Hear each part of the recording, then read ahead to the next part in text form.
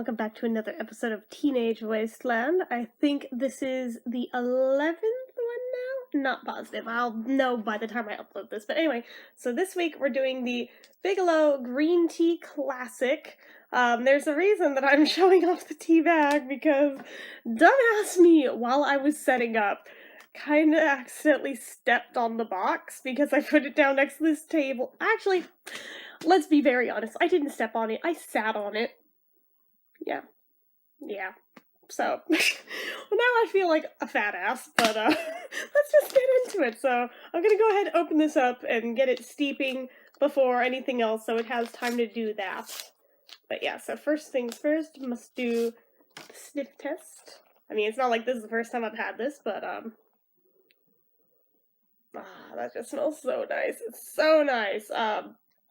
To me, this is going to be a very, very weird comparison, and you're probably going to question my sanity for it, but I always grew up with horses, right? We lived on a ranch, and the, what was it?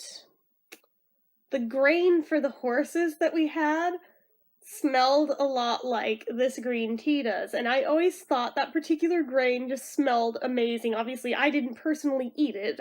I scooped it out for the horses, but I always just thought it was a really lovely smell, and this reminds me of that. So it's kind of like a little nod to my childhood there, just because it smells so similar, just in its earthy nature, I guess. But I mean, it also reminds me of my teen years too, since my grandpa on my other side, had traditionally always drank Earl Grey, like, his whole life, up until the last year of his life.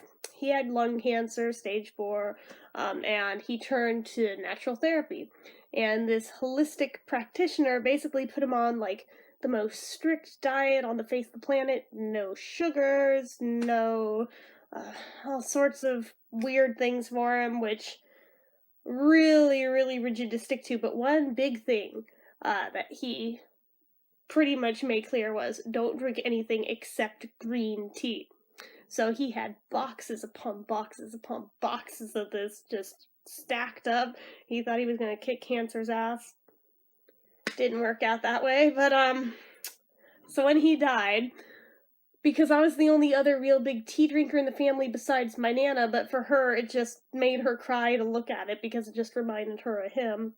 So they ended up going to me, and I drank them, which at the time didn't seem like a big deal, since at that point green tea was still a kind of newish thing to me, because I had never had it prior to him beginning to drink it, and I thought it was pretty yummy. Funny thing though, when suddenly you're told that's the only kind you're allowed to drink, you burn out on it. And this was like the main brand of it. I mean, there was a few others mixed in, but mostly it was the Bigelow green tea specifically. My dad said, yeah, when you have a stockpile like this, work your way through that, let me know when you're done, then we'll go buy other teas. So by the time I got to the end of all those boxes, I was just so burnt out on green tea that pretty much I did not touch green tea again until just a few years ago. So that was, oh my gosh, the better part of 18 years. So, just saying. Oh god, that's like Kimberly's whole lifetime ago. That's scary. But anyway, I digress. It's beginning to smell really good.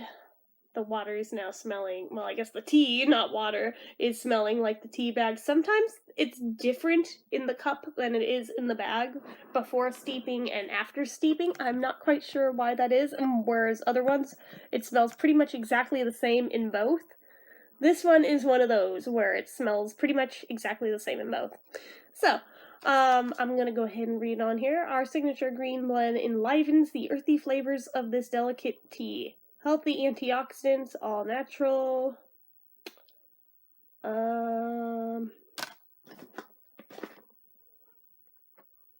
It's easy being green. Let's see. Here at Bigelow Tea, our commitment to the environment is a top priority. Each of our facilities has a dedicated green team focused on identifying ways to become more environmentally sensitive. From installing solar panels at our headquarters to enforcing company-wide composting and recycling programs, we were thrilled when our 3 manufacturing facilities recently achieved zero waste to landfill status, We are also extremely proud of the fact that in 2003, we purchased the Charleston... Oh, 2003. That is actually the year I was speaking of priorly. But anyway, the Charleston tea plantation in Wadmala, I don't know, Island, South Carolina. We were able to preserve 127 acres of beautiful tea bushes. The tea produced from these bushes is used exclusively for a special line of teas called American Classic Tea. Today, the farm is thriving and has over 60,000 visitors a year. At Bigelow, we are 100% committed to protecting the environment now and for generations to come.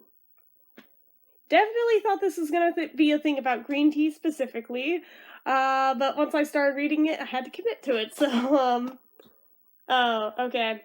This is the side I was looking for. Bigelow Green Tea Blend. Green tea. We're proud of our recipe. Green tea is pretty simple. It's green tea. Oh my god, I could have written this.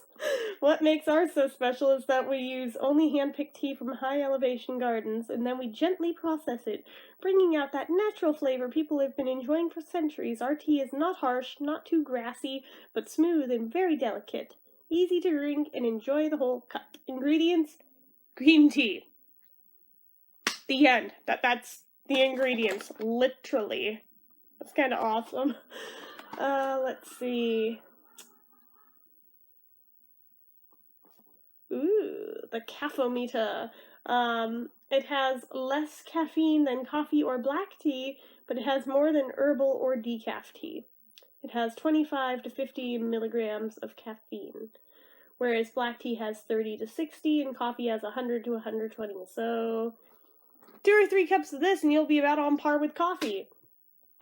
I'm not going to drink that much tonight. That would be a really bad choice. It's nighttime.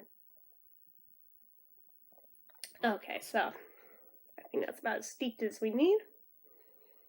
It smells so nice. Yeah, and this one's very, very delicate and gentle flavored. You don't really need to add anything to it, but you can. You absolutely can. When I very first started drinking green tea, I did add sugar to it. I wasn't at the enlightened age yet of being able to drink tea without sweetening it. I have obviously worked past that, but yeah, at that point I was still like Kimmy and dumping crap loads of sugar in there. More recently than that, I switched out of that into honey, and at this point I generally don't add to it. If I do, I still use honey, not sugar, but this one's so gentle that I don't think you need to add anything to it because it's just so mild that there's no bitterness that you need to cut with a sweetener. But that said, if you add a sweetener to it, it does bring out some flavors in there that you otherwise might not get. So, I mean, either way is good, but if you want to be healthier, go without the sweetener. But, I just like it as is. I think it's really refreshing to have, hot or cold. I've had it both ways. I like it hot better personally, but I've definitely made iced tea out of green tea before. It's actually really tasty if you've never made it that way. You just brew it as hot tea first, then add ice cubes to it. Ta-da! You have iced tea! So, you're welcome. But, yeah, that blew my mind the day that I realized you can do that. So, there's that. But, yeah, I just think it's really nice. And for people who like the idea of tea, but they don't like the bitterness of a lot of black teas, I often recommend green tea to people like that, because it's more agreeable, it's less harsh, there isn't the bitterness that you have to get past with it, So I think that it's a good beginner's tea. Even with, like, children, I think green tea is a good beginner's tea, except for, the fact that it's caffeinated.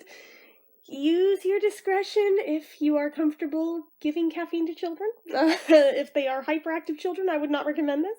But if they're fairly chill kids that you don't mind giving a little bit of caffeine to, I think you're good to go. So there's that. Just throwing it out there. But yeah, so personally, let's see, what would I rate this? I think I would give it a 4 out of 5 just because it's such a mild flavor that I've had other brands of green tea where there is more flavor than this.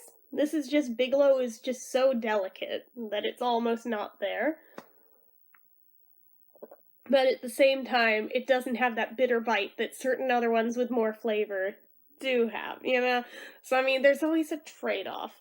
But, the other thing I notice with this brand is that you do kinda get a cotton mouth feel, like, in the aftertaste, like, you don't notice it as you're actively sipping on it, but, like, after about, 30 seconds of not actively taking a sip, you do notice the back of your tongue feels very, very cotton-mouthy dry, and the back of your throat feels very dry, so that is a little bit of a downer with it, but I kinda just chalk that up to a tea thing. Not all teas do it, but a lot do, so, I mean, I'm used to it, but for some people absolutely hate that sensation, so for that, I don't give it, like, the perfect rating, but I think a 4 is still good, so, anyway, I recommend it if you haven't tried it and you like green teas. So that is about all I have to say on this one. So as usual, if you like this video, click the like button. If not already and you'd like to be, click subscribe. Leave comments down below. Until next time, bye!